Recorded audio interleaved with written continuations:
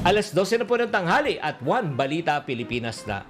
Alam nyo ba na hindi lang office job ang pwedeng pagkakitaan? Kung gusto mong kumita ng malaki, kahit walang college, diploma at degree, nako, pwede kang kumita. Paano yan? Pag-usapan po natin.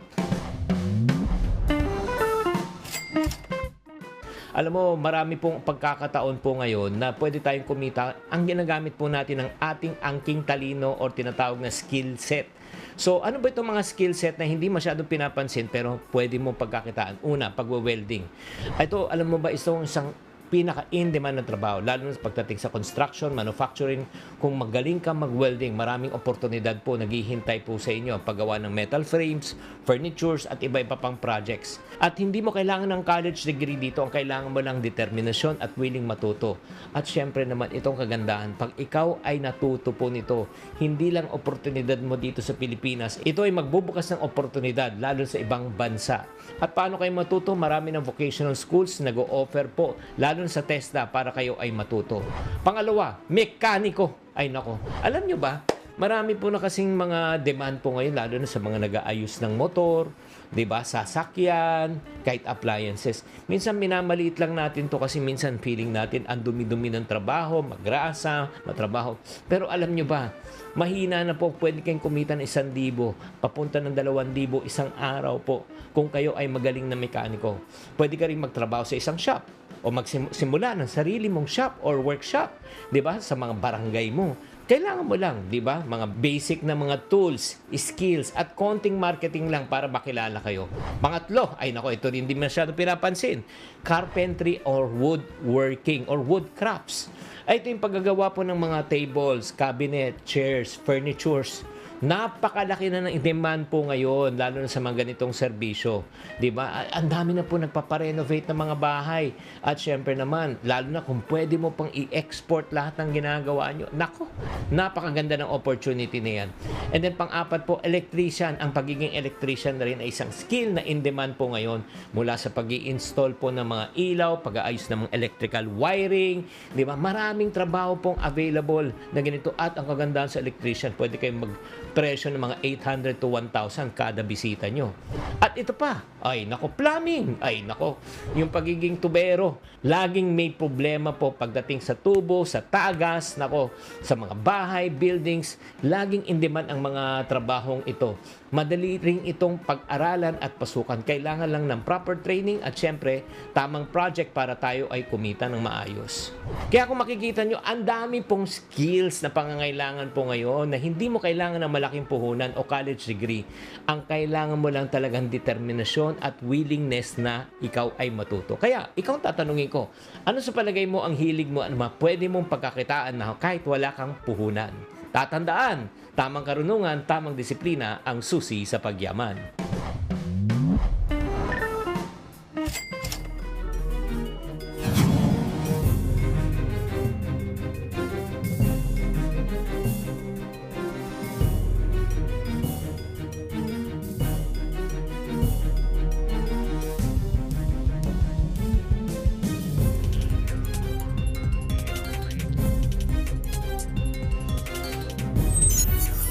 Buena mano sa ating One Balita Pilipinas ngayong Miyerkules.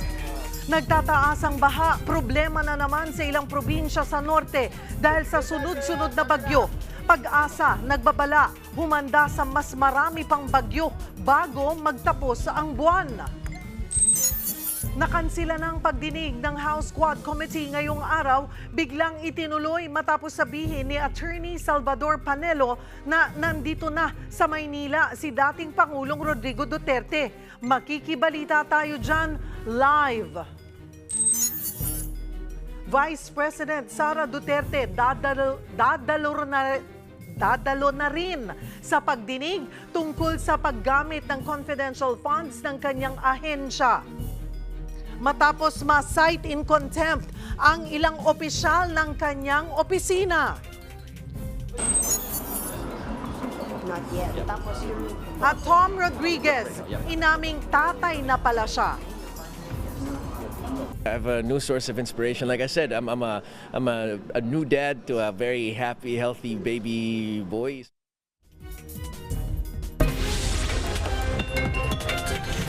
Balitang mainit-init pa!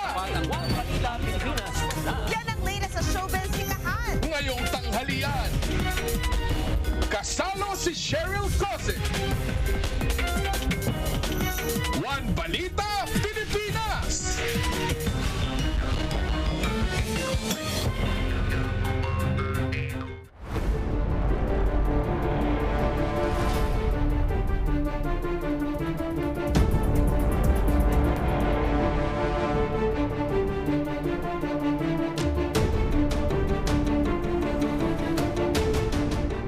Magandang tanghali, Luzon, Visayas at Mindanao. Lampas bubong na baha ang idinulot ng bagyong Nika sa Cagayan. Pero hindi lang yan ang pangamba ng mga residente, lalo't may isa pang bagyong paparating. Para sa update, magbabalita live mula sa Cagayan, si Brian Basa. Brian, kumusta na ang sitwasyon dyan ngayon? Cheryl, magandang tanghali sa iyo. Nandito tayo sa Barangay Sentro 11. Isa ito sa mga pinakabahain o low-lying na barangay sa Tuguegarao City. Unti-unti nang humuhupa ang tubig baha, lalo na rito sa Diversion Road. Kasabay niyan ang unti-unti ring pagbaba ng antas ng tubig sa Cagayan River. Nasa 10.9 meters na ito ngayon, so wala na siya sa critical level, pero may kataasan pa rin ito. Kaya ang mga tao ayaw magpakampante. Lubog hanggang bubong ang mga bahay rito sa Barangay Sentro 10. Ang mga residente sa evacuation center na muna nagpalipas ng gabi. Maaga silang pinalikas kahapon habang hindi pa maulan. Pero ang mga bakwit, inaasahan pang darami dahil binaha na rin maging ang mga kilalang matataas na lugar sa Tuguegarao tulad ng Barangay Kagay at Linaw. Ang pinaka ikinababahala namin, ma'am, if it breaches the 13-meter line. Kaya naman agad rumonda ang LGU para tulungan ang mga residenteng lumikas. Pero hindi yan naging madali dahil sa tindi ng traffic kahapon. Ayan na ho ang tubig. Di ba? So nakikiusap po kami. Ang dami hong sasakyan sa daanan, my God! Nung nag-announce kami ng cancellation ng pasok, hindi ho ibig sabihin maglakwatsa kayo sa daanan. Nagpalala rin sa traffic ang mga kalsadang inabot ng baha. Pero ang ganitong eksena, hindi lang sa Tuguegarao makikita. Sa bayan ng Gonzaga, rumaragasa ang tubig. Bihirang makakita ng kalsadang semento sa lawak ng baha. Sa Baggao, naglawa na rin ang tubig. Nag-search and rescue operation din sa ilog ang mga otoridad. May napaulat daw kasing 2 taga-amulong na nawawala. Pinaghahanap pa rin sila hanggang ngayon.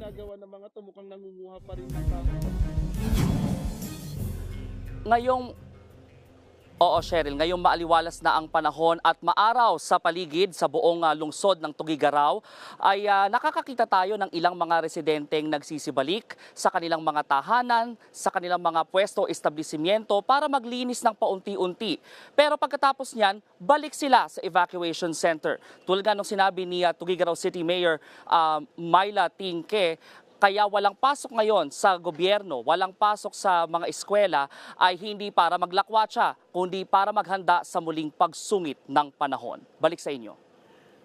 Maraming salamat at mag-iingat kayo, Rian. Brian Basa.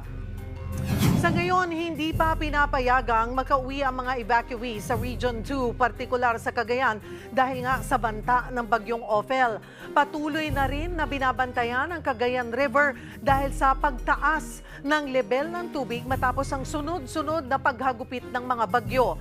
Kaugnay niyan, magkakausap natin si Office of Civil Defense Region 2 Director Leon Rafael. Magandang tanghali po sa inyo, Director. Isang ligtas at magandang tanghali sa iyo, Cheryl, at sa lahat ng mga sumusubaybay sa iyong programa. Director, kumusta na po ang monitoring ninyo dyan sa Cagayan River? Ano-ano pong mga bayan din yung binabantayan ninyo kasunod nga nitong pagtaas ng level ng tubig sa Cagayan River? Sa ngayon, yung ating Cagayan River ay humuhupa na yung kanyang level, ano? At nasa 10.9 meters na lang ngayon sa oras na ito. As high as 11.4 po yung inabot niya. At yung mga nakaraang mga bagyo ay ganun din medyo tumataas. Sa ngayon ay meron kaming binabantayan na 4 na syudad at 16 na munisipalidad na nandito sa gilid ng Cagayan River natin. Cheryl, ang Cagayan River kasi natin ay mahaba ito. Mga 500 kilometers ang haba nito mula sa lalawigan ng Vizcaya, Isabela at Cagayan. Sa ngayon ay meron pa tayong 43 barangays na flooded. Ito yung mga nasa sakupan ng mga bayan na ito sa gilid ng Cagayan River. And ngayon, ano po ba ang critical level ng Cagayan River?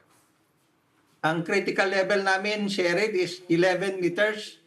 So, okay. nalampasan nitong nakaraang gabi, yung 11 meters na critical level namin. Opo, pero ngayon mataas-taas pa rin po, ano? Though sabi nyo nga po, humuhupa na, nasa 10.9 meters.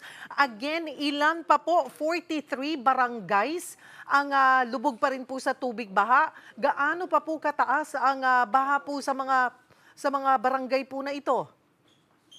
Lalo na yung mga barangay, Cheryl, na malapit is talagang lulubog pa yung mga kabahayan, lalong-lalo na naman nasa gilid ng ilog Cagayan na ito. Kaya yung mga kababayan natin is nananatili pa rin sa mga evacuation centers natin sa ngayon. Gaano po karaming pamilya ang apektado? Sa ngayon, meron tayong 374 na evacuation centers na nakabukas pa, no? At meron tayong 7,781 na pamilya na binubuo ng 24,417 na individual ang nasa loob ng ating mga evacuation centers sa ngayon. Meron din tayong mga kababayan na nasa labas ng evacuation center na nandun sa kanilang mga kamag-anak, mga kaibigan. Meron tayong naitala na 5,074 na pamilya pa at binubuo ng 18,068 na individual sa ngayon, Cheryl. Kamusta naman po ang kanilang sitwasyon at sapat pa rin po ba ang resources ng probinsya? Sa ngayon ay hindi lang sa probinsya kundi yung ating mga local government units natin sa munisipalidad, sa mga syudad ay silang umaaruga sa ating mga kabayan na sa mga evacuation centers. Sa ngayon ay nagre-replenish na rin yung ating Department of Social Welfare and Development para sa hindi lang sa ngayon na nandun sa mga evacuation center sa ngayon, kundi nitong paparating na naman na dalawang bagyo, si Ophel at saka si Pepito, at dito na naman sa amin sa Lambak, Cagayan ang kanyang nakikita na tatahakin na naman itong dalawang kasunod na bagyo, Cheryl. Nga po sa ngayon hindi pa ramdam yung epekto po ng bagyong Ophel. Pero ano pa po ang ginagawang paghahanda ng rehiyon? Ibig din po bang sabihin ay talaga pong hindi muna paaalisin yung mga nasa evacuation centers? Hindi muna sila pababalikin sa kanilang mga tahanan? Yes, Cheryl, lalo lang yung mga nasa tabing ilog na ngayon ay nakalubog pa yung mga kanilang tahanan, ay maaaring sa evacuation center muna sila sa ngayon. Ang ginagawa naming paghahanda is tinitingnan namin kung saan na naman tatahak itong si Bagyong Ophel at si Bagyong Pepito para lalong mapaghandaan namin yung mga bayan na kanyang tatamaan. Para ito yung prioridad natin sa pagkandak ng preemptive evacuation. Nagkakaroon kasi kami ng tinatawag na predictive analytics. Ginagamit po namin yung datos na bigay ng Pag-asa at saka yung mga bigay po ng MGB natin. So, makikita natin kung saan tatakin. Kaya doon po yung masyadong talagang tinututukan namin yung dadaanan niya mismo para makapag-preposition kami ng mga food and non-food items doon at matignan na rin namin yung forward deployment ng mga aming rescue teams at kanilang mga equipment, Cheryl. Maraming pong salamat for the update, Director Leon Rafael ng OCD Region 2. Tuloy-tuloy naman ang pamamahagi po ng tulong ng Alagang Kapatid Foundation sa mga kababayan nating nasalanta ng sunod-sunod na bagyo. Sa bayan ng Libon sa Albay, 3 barangay ang nahatiran natin ng food packs at hygiene kits, katuwang ang Metro Bank Foundation Incorporated. Yan ang Barangay Zone 7, Barangay San Agustin at Sitio Ologon sa Barangay San Isidro. Ngayong araw, tumulak na rin po papuntang norte ang isa pang batch ng mga relief goods para naman sa mga sinalanta ng bagyong Marce at Nika. Sa mga nais pa rin pong makiisa sa pag-agapay sa mga kapatid nating nasalanta, bukas po ang bank accounts at payment apps ng Alagang Kapatid Foundation.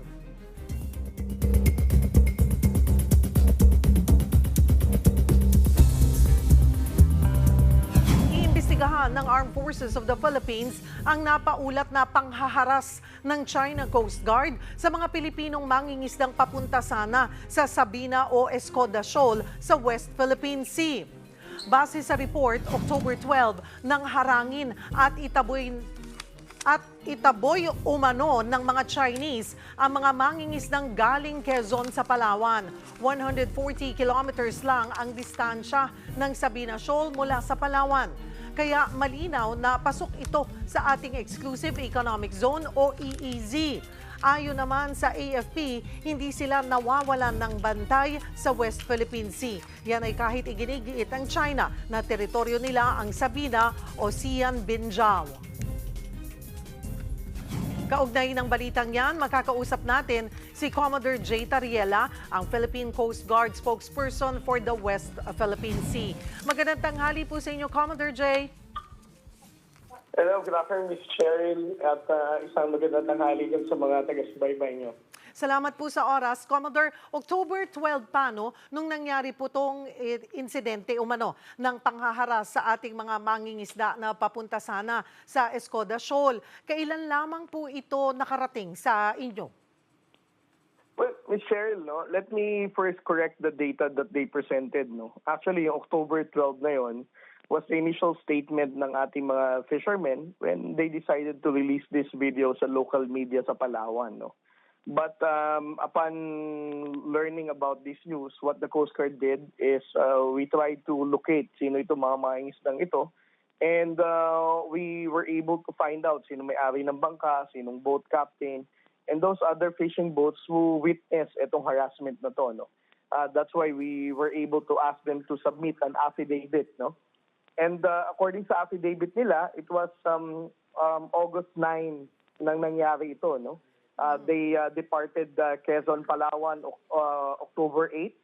And October 9 and 10, ito yung mga pagkakataon na nakaranas sila ng harassment on the part of the Chinese Coast Guard. Kaya instead of going to Escoda Shoal, they directly went to Iroquois Reef or Yuzul Reef. Ito yung sa baba ng Recto Bank para doon na lamang mangisda. And then nung pagpabalik na sila ng puerto ng Quezon, Palawan, napadikit din uli sila sa Escoda Shoal, and once again, no, they were once again harassed ng China Coast Guard nung napalapit sila sa vicinity ng Escoda Shoal. Doon po sa salaysay ng mga mangingisda, wala raw ho silang nakitang Philippine vessel nang mangyari po yung insidente. Hindi po ba, sabi nga po, ay 24/7 yung presence ng ating mga tropa sa West Philippine Sea? Well, that is our overall objective, Ms. Cheryl, no? But it is an open book. We have very limited number of Coast Guard vessels. The entire West Philippine Sea is so vast.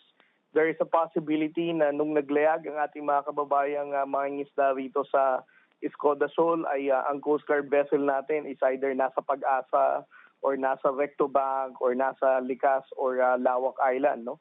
So masyadong malawak ito, and as you are aware, Ms. Cheryl, we only have 3 Coast Guard vessels dedicated to patrol these waters in Palawan.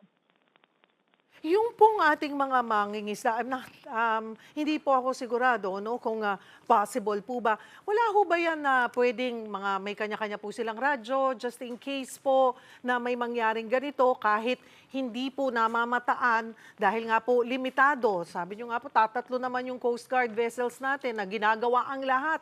Mabantayan yung napakalawak na dapat bantayan. Meron po bang sort of parang pwedeng way of communicating or calling the attention of our Coast Guard vessels na kailangan po nila ng tulong? Yes, it's a mandatory requirement, no, sa ating mga malalaking Filipino fishing boats na magkaroon ng kaniyang marine band radio, no, na magagamit pantawag sa mga distress calls, no. Opo. But again, I'm not really sure, Ms. Cheryl, no, why we were not able to receive such call on the part of the Filipino fishermen noong mga panahon na hinaharap sila ng Chinese Coast Guard.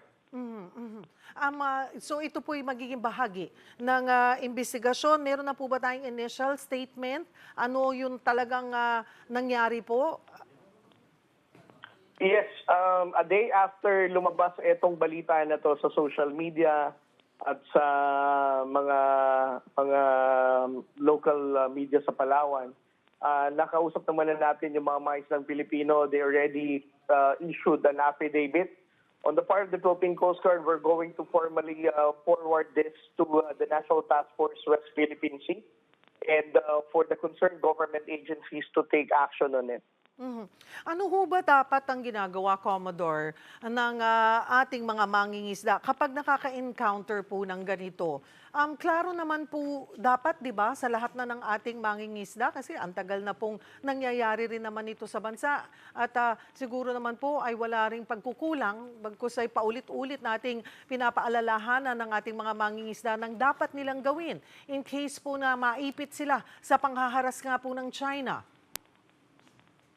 Well, alam naman ng ating mga maisang Pilipino, no, na of course they can use their radio communication to ask assistance from the Coast Guard.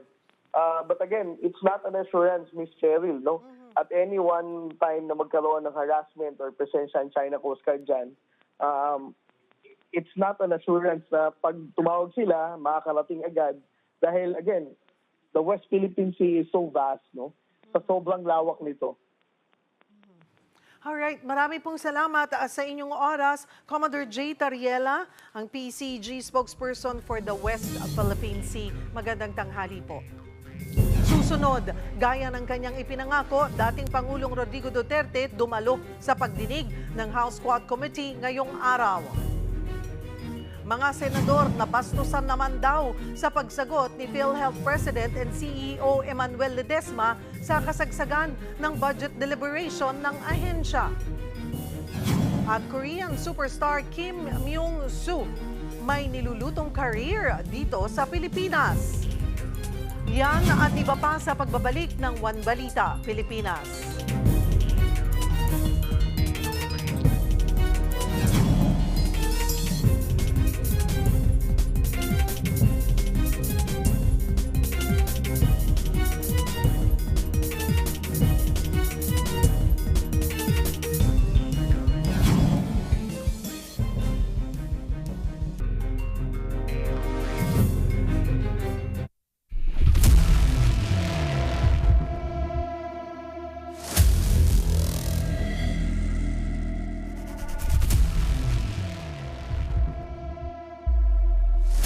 Mainit na usapin ang war on drugs ng nagdaang Administrasyong Duterte. Pero malayo raw yan sa strategy ngayon ng administrasyon ni Pangulong Bongbong Marcos. Para bigyan ng mukha ang balita, Mobile Journal, Julie Baiza. Bagong estratehiya sa war on drugs, iyan ang ipatutupad ng pamahalaan kasunod ng pulong ni Pangulong Bongbong Marcos sa mga opisyal ng Philippine National Police, Department of Justice at Department of the Interior and Local Government. For the longest time, we have been concentrating on the consumption side, arresting them on street levels, arresting them on crimes they committed on the buy-bus. This time, we are going heavy on the supply side, chasing after the big guns, the big suppliers, the main men involved in the importation of drugs. Tukoy na raw ang malalaking personalidad na dawit sa kalakalan ng illegal na droga. Ang nangungunang source ng drug trade, nasa loob pa mismo ng New Bilibid Prison sa Muntinlupa. Kaya naman nasa 200 high-value detainees ang nakatakdang ilipat sa ibang pasilidad. Tumanggi naman si Remulla na tukuyin ang lokasyon, pero pagtitiyak niya, mas mahigpit ang seguridad at walang magiging communication lines para sa mga ito. Tuloy din ang investigasyon sa mga posibleng kasabwat nila. Ang report sa amin is from jail guards up to the supervisors. Titignan nila talaga kung saan yung problema. Needless to say, hindi sila kasama doon sa bagong facility. Iba na ang sistema ang gagamitin para using more of technology to make sure that their communications with the outside world are stopped. Mismong si Bucor Director General Gregorio Catapang Jr. ang nagtuturo sa mga high-value inmates. Siya rin in charge of identifying kung sino yung mga possible culprits sa loob. They've tried many solutions, but it seems that this is the last straw. Talagang ililipat na talaga yung mga detainees. Bukod sa personalidad, babantayan na rin ang mga port sa bansa na posibleng main transit points o ginagamit sa pagpapasok ng droga. Kabilang sa tututukan ng Manila International Container Port, Subic Port at Fividex sa Cagayan. Mobile Journal Julie Baiza po, hatid ang mukha ng balita. Gaya ng kanyang ipinangako, dumalo si dating Pangulong Rodrigo Duterte sa House Quad Committee hearing ngayong araw tungkol sa war on drugs. Kinansila na ang nasabing pagdinig pero itinuloy matapos sabihin ng kampo ni Digong na lumuwas na siya sa Maynila para rito. Para sa update, magbabalita live mula sa Batasang Pambansa si Mobile Journal, Marymon Reyes. Marymon, anong paliwanag at bakit biglang natuloy nga itong hearing na nauna ng kinansila? Yes, Cheryl, ngayon ay natuloy na. Kaninang alas 11 nagsimula na itong Quadcom hearing patungkol sa extrajudicial killings na naganap sa ilalim ng administrasyon ni former President Rodrigo Duterte. Bukod kasi doon sa sinasabi na postponed ito to November 21 dahil patuloy pa rin daw ang verification sa mga magiging resource persons pati sa kanilang testimonies, ay biglaan na nga lang din kasi wala daw malinaw na komunikasyon mula sa kampo ni Duterte noong kung dadating sila ngayong araw na ito. Kaya naituloy yung pagpo-postpone. Pero dahil biglaan na nga lang din na nandito na raw sila noong November 11 ayon kay Attorney Salvador Panelo, itinuloy na ito at ngayon ay humaharap na sa hearing itong si former President Duterte. So far ngayong araw na ito, nakita din natin ang presensya ng isa sa mga kritiko ni Duterte na si former Senator Laila De Lima, pati ang iba rin ng mga magulang at kamag-anak ng sinasabing naging biktima ng EJK. Ngayon naman ay kinakausap o nagsasalita itong si Congresswoman Lynn Rosas at tinatanong yung pananagutan nga ni Pangulong Duterte patungkol dito sa mga namatay. At nasabi nga ni Duterte, he takes full responsibility. Siya raw ang nagbigay ng order at haharapin niya ngayon ang lahat ng may kinalaman patungkol dito sa mga pagpapatay. Cheryl. Nakapagsalita na ba si dating Pangulong Duterte at ano na rin yung mga naging pahayag ng mga kongresista? So far, Cheryl, dito sa pag-uusap sa pagitan ni Congresswoman Rosas, inaalam mo na ngayon kung meron ba siyang kapasidad talaga na pumaslang o pumatay. At umuo dito si Pangulong Duterte, mga 6 to 7 na araw ang napatay niya sa lugar.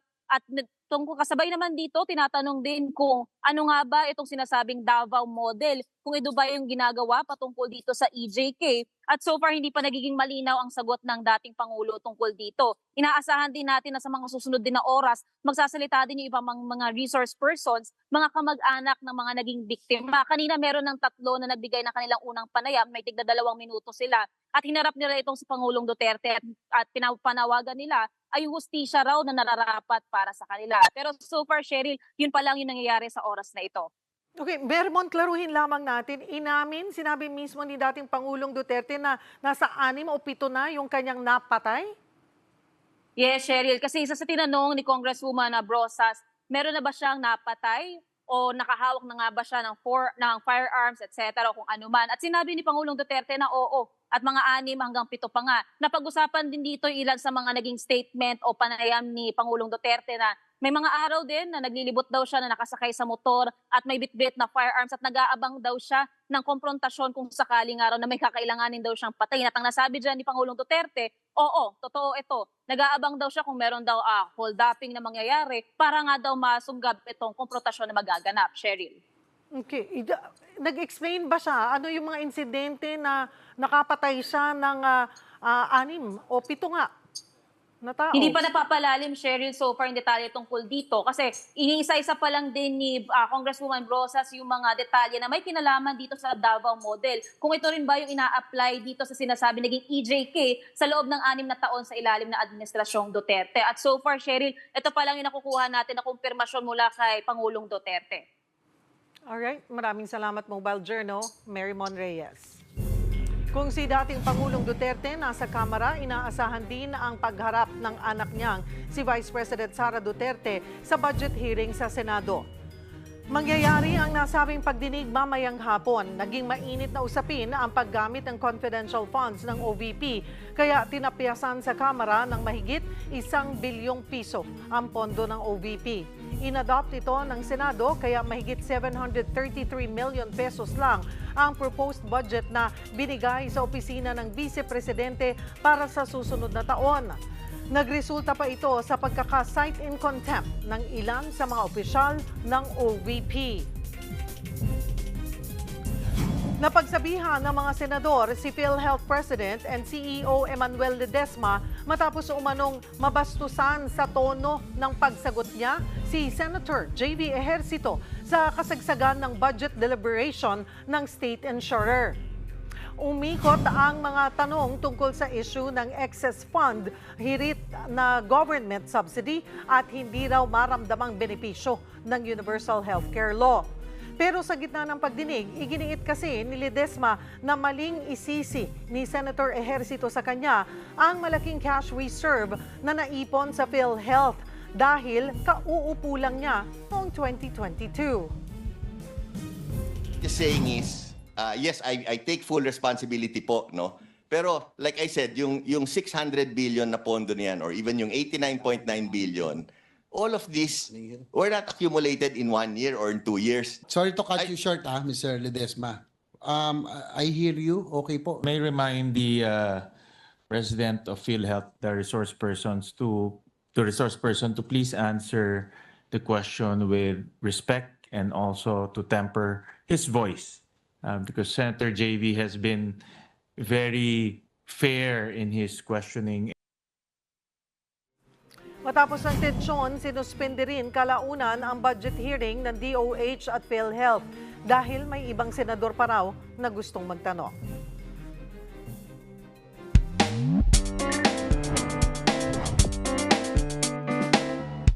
Magandang tanghali mga kapatid. Papalabas ng bagyong Nika. Pero may dalawang bagyo pa ang papasok ng ating bansa, ang binabantayan ng Pag-asa. Ang tanong ko sa inyo mga kapatid, anong dasal mo ngayong magkakasunod ang pagsalanta ng bagyo sa ating bansa? Tara samahan niyo ako at magtatanong tayo dito. Sana naman po ay kumbaga matigil na yung mga bagyong dadating at kawawa din po mga nagnenegosyo at mga napasok po. Sila po mismo yung pinakaunang naapektuhan. Sana iyawa si Lord, hindi naman niya tayo pababayaan. Sana naman tumigil na yung mga bagyo na yan. Maraming naapektuhan. Mas manalig po sa Panginoon at huwag mawawalan ng pag-asa dahil lahat pagsubok na ibinibigay po sa atin ay alam po natin na palagi po tayong gagabayan ng Panginoon. So sana kahit sunod-sunod yung bagyong dumating, ma-instill pa rin yung values ng mga Filipino which is resiliency or katatagan na regardless ng daming pagsubok ang dumating sa buhay natin, kaya natin yung bumangon. At the same time, huwag nating i-romanticize yung resiliency natin mga Filipino kasi dapat naghahanap tayo ng accountability. Accountability sa mga government officials natin para mas gumawa ng concrete projects related to disaster management. Ako ang inyong hari ng bayan, ang tunay at nag-iisang pagtanggal umay sa pananghalian.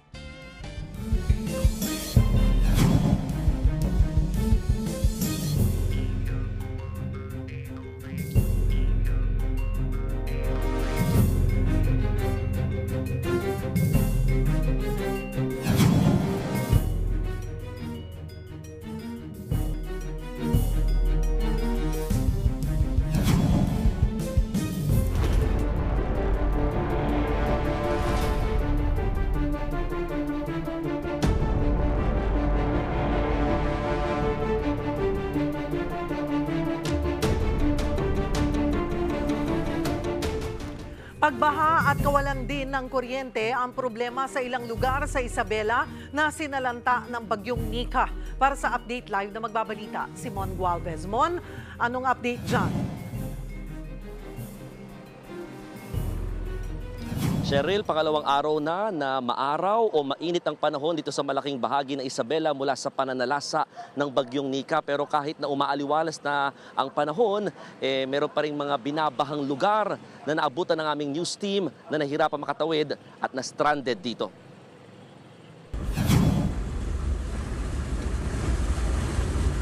Hanggang Binting Bahang kailangan lusungin marating lamang ang barangay Gapal sa Kawayan City, Isabela. Dito na stranded ang maraming residente dahil lumubog sa bahang Buduan Bridge ng manalasang bagyong Nika. Kaya isolated ang 5 barangay sa bayan. Gutom ang kuwan namin, hirap yung dadanasin namin dito sa daan. Akala namin hindi lubog dito, umukit kami sa tulay na Nagilian. Ganito rin palang aabutan pa rin namin, lubog pa rin, sir. Malakas ang agos sa ilog, pero tuloy pa rin ang rescuers ng Kawayan City CDRRMO, may tawid lamang ang mga residente. Kung tutusin, nasa 200 metro lamang yung layo o distansya nung na-isolate na barangay. Pero aabot kasi sa mahigit 30 talampakan yung lalim nitong tubig, kaya hirap abutin itong lugar. Kahit maaraw na nitong Martes, may ilang lugar na binabaha pa lang dahil sa patuloy na pagtaas ng Cagayan River. Galing ang tubig sa mga bundok at ilang probinsyang nakapaligid sa Isabela. Ang masaklap, maraming lugar ang biglang binaha na hindi naman inaabot ng tubig noon. Kaya muling panawagan ng Isabela Provincial Government magtayo ng panibagong dam sa lugar. Sayang imbes na dapat na harvest natin itong maraming tubig na to. At alam naman natin ng tubig, napakahalaga pagka meron tayong tubig, marami tayong magiging tanim. Tapos mare-regulate mo yung pagbaba ng tubig at magiging irrigation. Sa kalye naman nagpalipas ng gabi ang ilang residente ng Barangay District 1. Dito na sila nagluto at natulog katabi ang mga alagang hayop. Baha pa rin kasi sa kanilang lugar na nasa likod lamang ang Cagayan River. Dito po yung malapit sa bahay namin, kaka marami po kami alaga, sir. Tsaka mahirap po dun sa evacuation kasi kawawa yung mga anak namin may mga sakit din po minsan, halo-halo po dun. May ilang bahay naman na nasa mas mataas na lugar ang pinatuloy na kahit sa garahe ang mga lumikas na residente. Pinapatuloy ko na lang kasi pag umuulan, talagang basang-basa lalo na yung mga bata. Siyempre kawawa talaga sila. Lalo na kung kasakit pa yung mga yan, doble pasanin ng mga magulang. Zero casualty pa rin sa Isabela dulot ng bagyong Nika. Kasunod ito ng mahigpit na pagpapatupad ng liquor ban o pagbabawal na magbenta at uminom ng alak sa probinsya. Marami talagang pasaway. Nakainom na sila, sila ay nakikigulo, hindi pumipila, imbes na magpapalikas na, ayaw na magpalikas, hanggang malubog na. Yun yung mga nagiging dahilan na kung bakit may casualty. Pinagkakaguluhan naman ang tindahan ng generator set na ito. Nagtabi na raw sila ng maraming unit mula pa ng manalasang bagyong Christine. Nag-stock kami, sir, para kung biglang nangailangan may pull out po kami.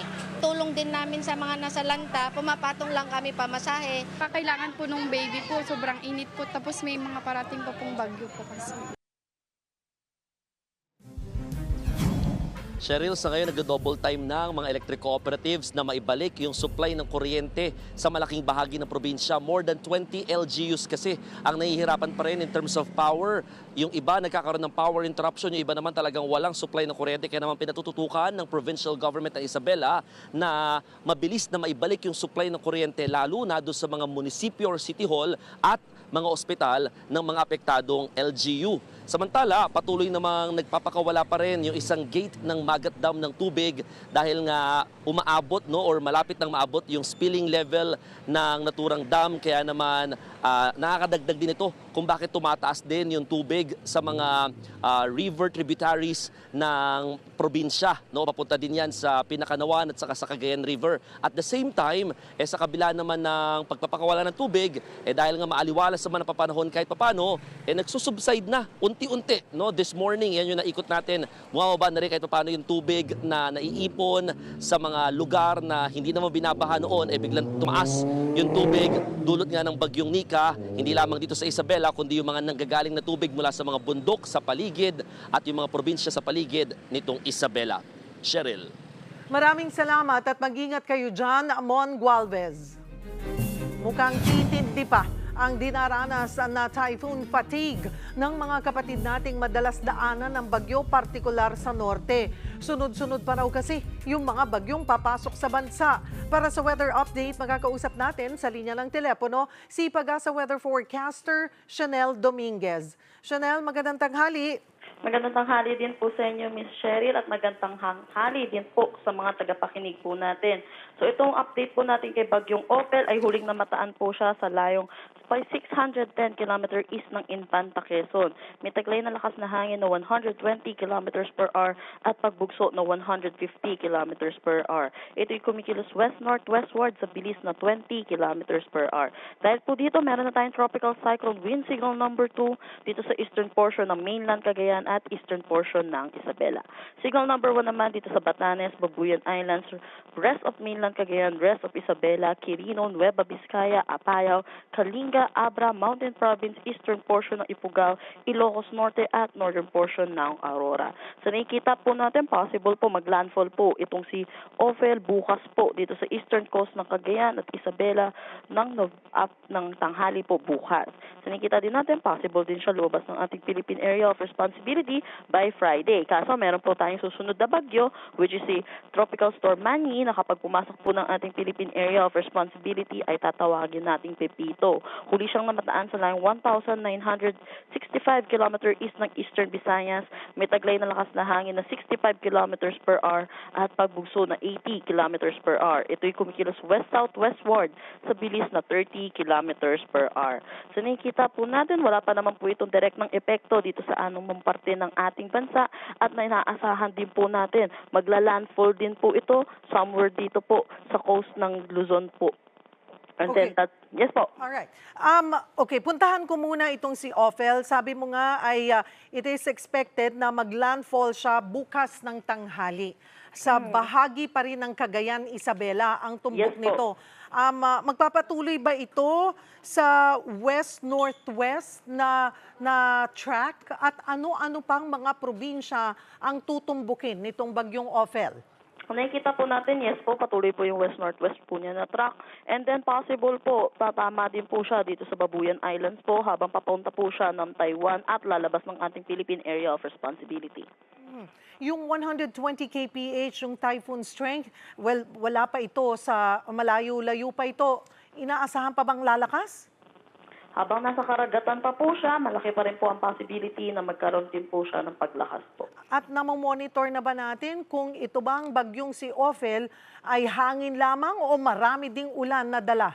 So nakikita po natin, may mga pag-ulan din po siyang dala, lalo na po dito sa ating mga kababayan sa Cagayan Valley. Kaya pinapaalalahanan din po natin ang mga kababayan po natin dito sa ulan po na dala po neto ni Ophel. Gaano kalawak itong si Ophel? Hanggang saan aabot ang outer circulation nitong bagyo? Sa ngayon po, 300 kilometers po siya, ang radius po niya from the center. At nakikita po natin sa satellite image po natin, hindi naman po siya ganun kasing laki katulad po ng mga nakaraan po nating bagyo. Alright. So nandoon yung posibilidad, nasa critical level na kasi yung ating Cagayan River. So maaaring makadagdag pa ito at makataas sa level. Yes po, lalo po dahil yun si Pepito din po ay ganun din po, tatama din po, possible din po sa Luzon po. Okay. Si Pepito ay may kalayuan pa at nasa tropical storm strength na. No, kailan inaasahan na maaabot nito yung kanyang peak? Kasi kahapon, sabi rin po ninyo sa Pag-asa na sana maabot niya habang nasa dagat yung kanyang peak, yung strength nitong si Pepito para pag naglandfall siya sa atin, ipahina na. Yes po, pero sa nakikita po natin, si Pepito po ang hindi natin inaalisan ng tsansa na maging isang saganap na super typhoon. And possible po yung peak intensity po niya, yun po bago po siya maglandfall. Okay. Kailan ito inaasahan ulit papasok ng PAR? Pasok po niya Thursday po, bukas din po ng gabi. Okay. Papasok pa lang yan. Yes po. Kailan inaasahang mas lalapit or magla-landfall? So, nakikita po natin, November 18 or November 16, Saturday, malapit na po siya dito sa may Eastern Visayas at patungo din po siya pa ng Bicol region. Okay, so ito namang si Pepito ay kumbaga nasa gitna. Yung kanyang, sabi mo ay west-southwest ang kanyang kilos. So tutumbukin nito ay ang Visayas, Southern Luzon? Sa nakikita po natin, Southern Luzon po. Pero marami pa pong possible changes dahil yung cone of uncertainty din po natin ay masyado pa pong malaki. Alright. Thank you for the update. At okay. Alright. Maraming salamat sa ating si Chanel Dominguez ng Pag-asa. Diyan lamang po kayo mga kapatid. Magbabalik pa ang One Balita Pilipinas.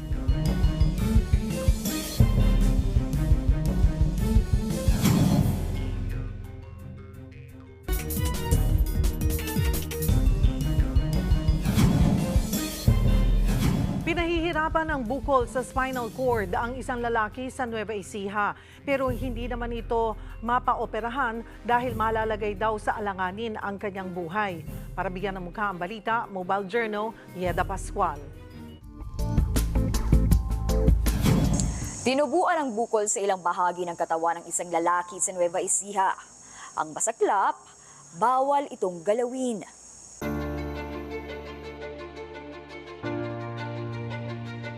Bukol sa mukha ang agad na mapapansin sa 40 anyos na si Ulysses Perez.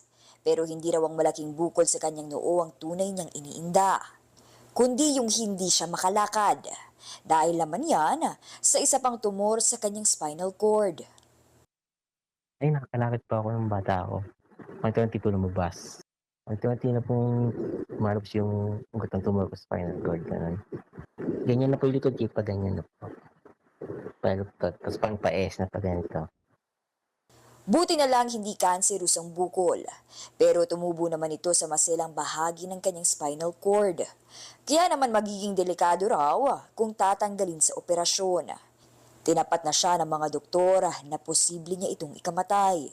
Kaya naman pinipilit niyang mamuhay ng normal kahit hirap sa iniindang mga bukol. Ayon sa kanyang doktor, posibleng namanan niya ito. Mataas ang probability na genetic talaga to, fully genetic. Malaking epekto talaga sa katawan niya, no? Malaking epekto, hindi siya makalakad. Pati yung bukol niya dun sa mukha niya, malamang part yun ng condition niya. Hilig ni Ulysses mag-post ng kanyang mga likhang sining sa kanyang YouTube at mag-live sa TikTok. Dahil hindi siya makapaghanap buhay, ito raw ang kanyang paraan para makatulong sa kanyang ina at mabili ang kanyang mga pangangailangan na gatas, vitamins at diapers. Kumakatok sa puso niya. Mabigyan ako ng tulong. Kung ano po kaya niya basta galing sa puso, tatanggapin ko po. Ako po si Mobile Jornada Pascual na nagpapaalala na ang bawat may karamdaman ay kailangan din ng kalinga.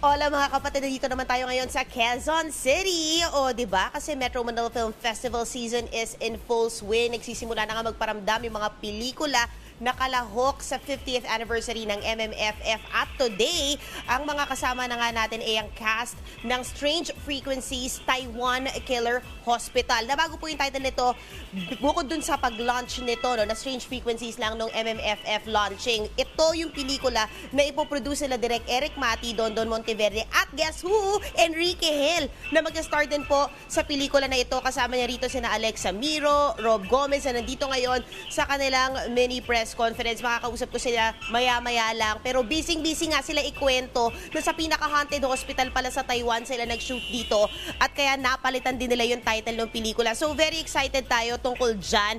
Dahil kakaiba sila rin daw yung nag-camera sa kanila sa pelikula na yan. Pero eto naman, pupunta tayo sa top story natin ng Showbiz for Today. Kahapong pa to trending, guys, si Tom Rodriguez. Inamin nga sa atin na isa na po siyang ama sa isang 4-month-old baby boy. O, diba? Pinlot twist niya tayo doon. Etong report. Matapos ang 2 taong showbiz hiatus at pananatili sa Amerika, may plot twist sa pagbabalik Pilipinas ni Tom Rodriguez. Isa na pala siyang tatay kay Baby Corbin. Ito ang pinagkakaabalahan ni Tom ngayon dahil hands-on daddy siya. I have a new source of inspiration. Like I said, I'm a new dad to a very happy, healthy baby boy. He's 4 months old, and I've never experienced happiness at this level, and he's my constant source of inspiration right now. Ang mommy ng baby ay ang kanyang non-showbiz American girlfriend. Tinatawanan naman ito ang mga parata na nagtatago siya sa Amerika matapos ng 2022 divorce nila ng aktres na si Carla Abellana. Pati na ang umano'y may mga benefactor siya sa Amerika. Gusto raw niya sanang patulan ng mga intriga noon, pero mas pinili na lang niyang manahimik. Pero sa pagbabalik, full blast muli sa kanyang showbiz career si Tom. Bibida nga siya sa pelikulang Wag Mo Kong Iwan with Rian Ramos at JC De Vera. Showing na yan sa December 4 sa mga sinihan.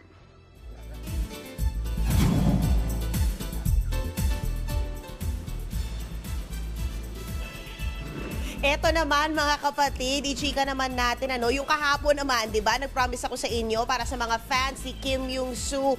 Nakausap po natin siya dahil guess what? Nagpa-manage na po siya sa isang agency dito sa bansa, record label Universal Records at Galaxy Entertainment na co-management pa para sa kanyang ibang mga endorsement deals. Bakit nga ba pupunta dito yung mga Korean superstars? Alamin sa report na ito. Mahal ko kayo. At home sa Pinas. Ganyan ang galawan ng Korean superstar na si Kim Yung-soo o kilala rin bilang si Actor L. Mabuhay, maraming salamat. Sa ating one-on-one sa kanya, na-i-share niya nagpa-practice na siya ng Tagalog dahil guess what? Nagpa-manage na siya sa Pilipinas.